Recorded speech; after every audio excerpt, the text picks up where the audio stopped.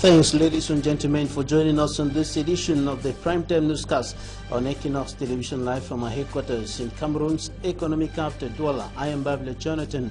All eyes are now turned to the Constitutional Council of Cameroon, awaiting results of the October 7, 2018 presidential election in the Republic of Cameroon. Yesterday, the Constitutional Council, as well as in the past 2 days, rejected petitions filed by some political parties and their presidential candidates demanding for the partial or total cancellation of the election in the Republic of Cameroon.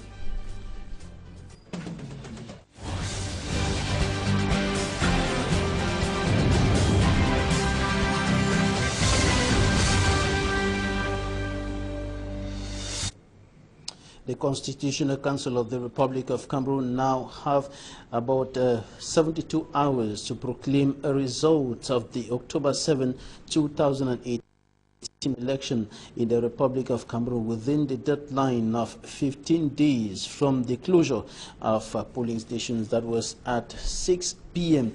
on Sunday, October 7, 2018. And for the past 3 days, the Constitutional Council examined all the petitions filed by political parties and their presidential candidates. All the petitions were simply rejected at the end of the day, despite the facts, figures, and proofs presented by lawyers and representatives of the different political parties at the Constitutional Council. Now we take a look at the hearing of the post-election petitions. That was yesterday, the last day of the hearing. EQUINOXE has more.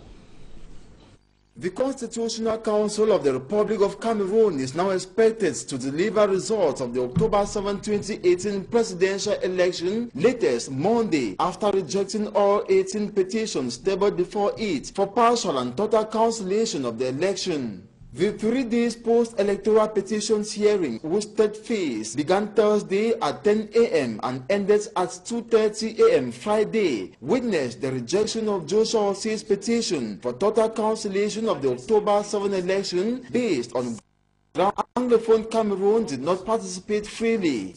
However, the petition was termed admissible. According to the verdict passed on by Clement Atangana, the complaint on the violation of fundamental human rights to vote in the Northwest and Southwest regions was discarded by the Council as unfounded because it was established that voting took place in both regions with 5.5% and 15% participation rate in the Northwest and Southwest regions respectively. The College of CPGM and NECAM defense lawyers refuted the election was apartheid as described by Joshua Ossie. If Cameroon is truly one and indivisible, then Cameroon did not vote. What happened on the 7th of October is tantamount to apartheid. The Constitutional Council wrote that this did not lead to faking of results obtained. Before this, the session was interrupted at 6 p.m. to render the verdict on the CRM petition of Professor Maurice Kamto, who called for partial cancellation of the presidential election in 7 divisions due to massive frauds and irregularities witnessed. The council as well rejected Kamto's petition for lack of evidence. Pris de la violation de l'article 91. Those who appreciated the court proceedings indicated that it was a major stride in the growth of democracy in Cameroon. That was EQUINOXE reporting there on the rejection of all the 18 petitions filed by political parties and the presidential candidates in the Constitutional Council demanding for partial or total cancellation of the October 7, 2018 presidential election in the Republic of Cameroon. And you heard Ossie Joshua in his statement at the Constitutional Council yesterday qualifying the unfolding of the election as apartheid, notably considering the fact that the Northwest and the Southwest region, according to the Social Democratic Front, did not take part in that election. Now, greater details on Ossie Joshua's statement in the following excerpt. I've been looking for this seal all over because I've been to other constitutional councils, and the majesty of it is that the seal of the Republic, what this council stands for is right up there somewhere. But I was astonishingly surprised and realized that I rather feel to be in the annex of the campaign headquarters of a fellow candidate by virtue of the picture on the wall of my own constitutional council. I want to mention that this is rather unfortunate because it's not what it's supposed to be. We are here today because of an election in which we had 8 candidates and 1 head of state presented as a candidate. And yet we are pretending as if we had 9 candidates. 8 candidates, 1 head of state. 8 candidates on their own, 1 head of state using the entire government, army, police, and state resources to maintain himself in power.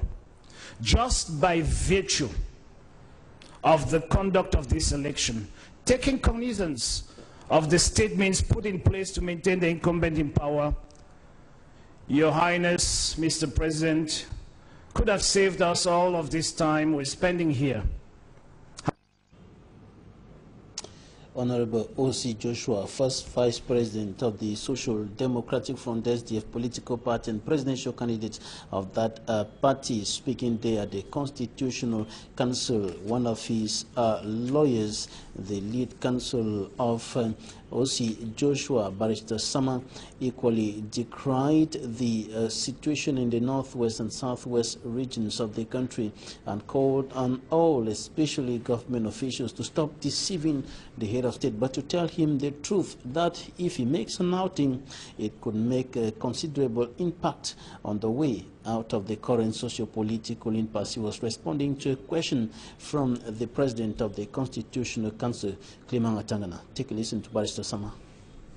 Are you saying that if this court upheld these your arguments and decided to cancel the elections, I don't know whether nationally or in that part of the country, within the legally stipulated time, elections can take place, the administration or the people, security can come back, and so it's done? I want to give you a fair and honest answer, Your Lordship. It can. Your Lordship, let's look at each other in the eyes.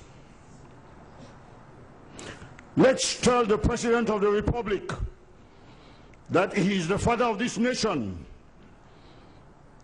Let him take a microphone and talk to those children. Tell that my children, the children of the Northwest and Southwest, I have heard your problem. Come out of the bushes. Let schools go on. I will look into it. I know my brothers and sisters of the Northwest and Southwest region. Your Lordship, those children will come out of the bushes and start singing on the streets in Bamenda and in the Southwest. Say, Papa, don't talk. Miss Oman, talk again. Let the head of state address them. We don't even need 20 days. In 5 days, you can reorganize elections. Let him talk to them like a father. I don't even want, let him come to Bamenda and go to Boya, as he did in Marwa. That is the President of the Republic. He's the father of all the children. Comme on dit des procureurs, le procureur est l'enfant des mauvais et des bons enfants. C'est tous ses enfants. He's the father of all the children, the good ones and the bad ones. Those who complain and those who support him. Barrister Sama Francis, lead counsel of Honorable O.C. Joshua, speaking there at the Constitutional Council, and Professor Elvis Ngolengole, political scientist and member of the Cameroon People's Democratic Movement, CPDM political party, equally spoke during that hearing of post-election petitions, and he simply indicated that contrary to the stance of the Social Democratic Front, elections took place in the two Anglophone regions of the country. Listen to him. Those of us, citizens of the Republic of Cameroon, who believe in the preservation of the republic that was legated to us by the founding fathers, we could say, based on the numbers that you've got, that we succeeded in the spirit of the republic and in conformity with the law to convince a good number of our fellow citizens in the Northwest and in the Southwest regions that in the spirit of the Republic, it was our Republican duty as citizens of this Republic to go and vote, because an election is a call for the citizens to make a free choice as to who has to govern them or who has to rule them. The CPDM campaign delegation commission in the Southwest region did the best it could, and that the citizens of the Southwest region did take part in the 7th of October elections in the spirit of the Republic and in conformity with the electoral law. Mr. President, from what I know and from what I've experienced in the last 24 months, in the Southwest region in particular, and I would say in our sister region of the Northwest,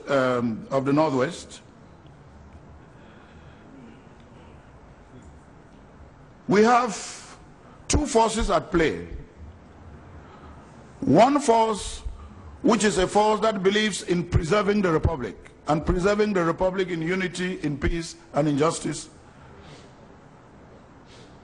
And we of the CPDM in the Southwest and in the Northwest regions, we have worked for that peace, we have worked for that justice, we have worked for security for all. Professor Elvis Ngole speaking there, and in the same vein, Colonel Sonny Ajay, representing the Ministry of Defense, equally indicated that the military did everything, all dispositions or measures were taken to ensure that elections take place in the two Anglophone regions of the country. Listen to Colonel Sonny Ajay. The defense and security forces of our country did what it could to ensure that the essential measures of security are taken to ensure that elections of this magnitude are held everywhere in the country. For sure, we would have done better, but each human work has shortcomings. Elections actually took place under security measures put in place by the Ministry of Defense in the two English-speaking regions. I think you are all aware of the statistics that were given. 5% in the Northwest and 15% in the Southwest. I want to use this opportunity to say that the Cameroon Defense Forces are not answerable to the percentage of elections in any locality. They are answerable to the minimum security that's supposed to be provided for citizens to effect their civic duties. I think in this respect, it has been said here that the minimal and essential security measures were taken for our compatriots of these two regions to feel identified as citizens of this country, thanks to the defense forces. I want to use one particular aspect of the mission that defense and security forces have in electoral processes. And I want to highlight the fact, Mr. President and honorable members of this council, that all the presidential candidates, I mean all, I didn't hear any of them who said something against the indivisibility of the country. They all are for one and indivisible Cameroon. And I think that is the role of the Cameroon Defense Forces. That was the role yesterday, that's the role today, and that will be the role tomorrow. And this irrespective of the political coloration.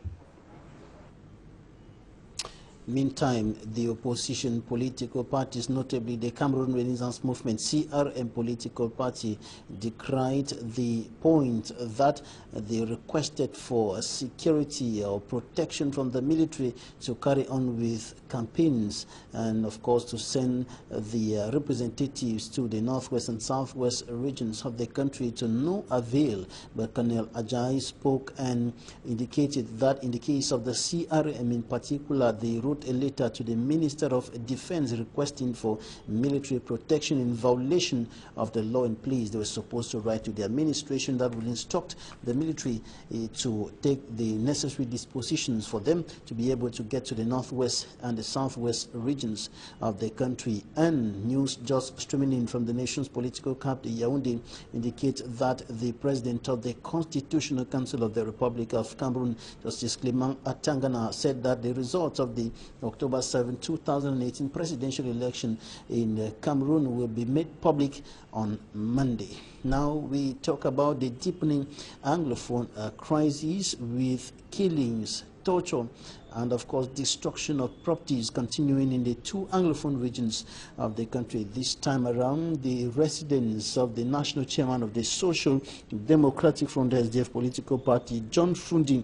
in his native Bamatu village in the Mezam division of the northwest region, came under fire. Unidentified gunmen reportedly masterminded the act, and they also went as far as kidnapping John Frundi's younger sister, Christy Akum. According to sources on the ground, fighters loyal to the ADF have not claimed responsibility of the arson attack and abduction, but accusing fingers are pointing at them. And this is happening 4 days after the chairman's driver, Salifu Waziri, was shot on the knee around Foot Market in the northwest regional capital, Bamenda.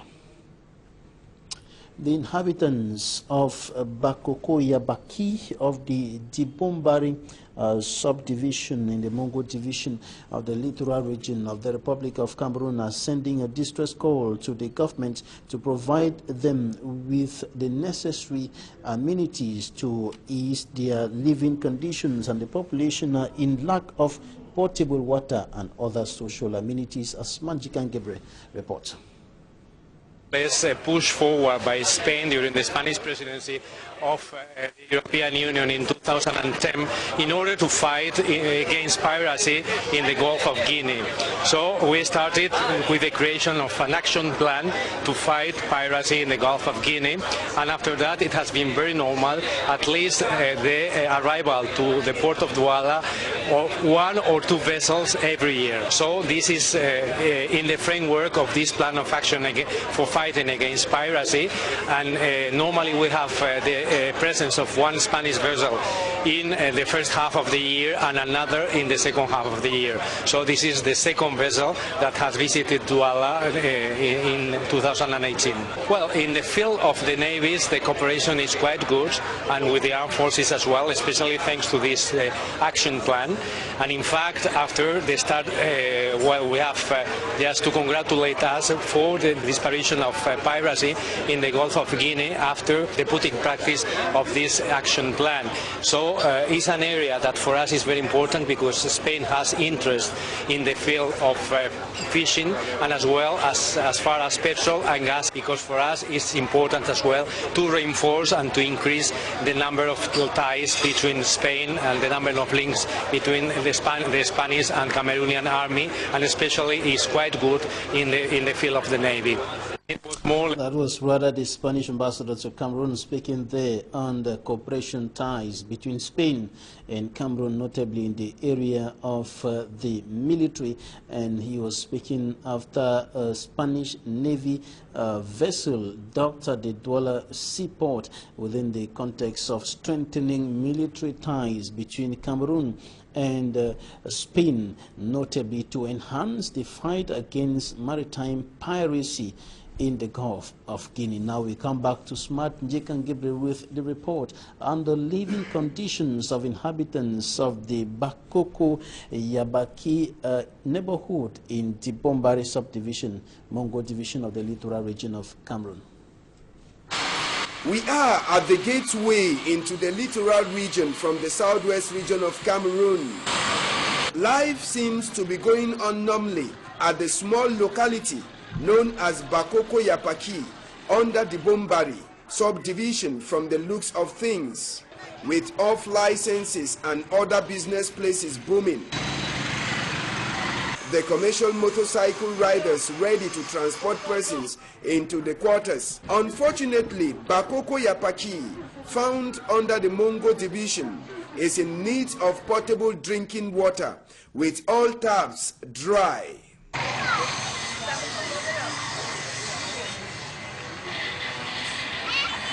It is at this stream that water is being collected for use, and the inhabitants are not comfortable owing to the unsafe nature of the source from where they get the water. That's so we not get water.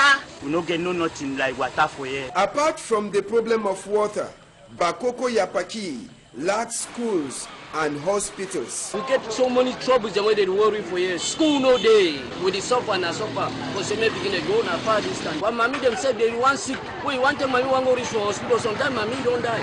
Why? Because we get far distance. We not get hospital. School said not even day. It is now left on the government to listen to the worries of his population of Bakoko Yapaki, who will have to go long distance to either acquire knowledge and take care of their health needs. That's it for this edition of the news. Thanks for staying with us. Goodbye.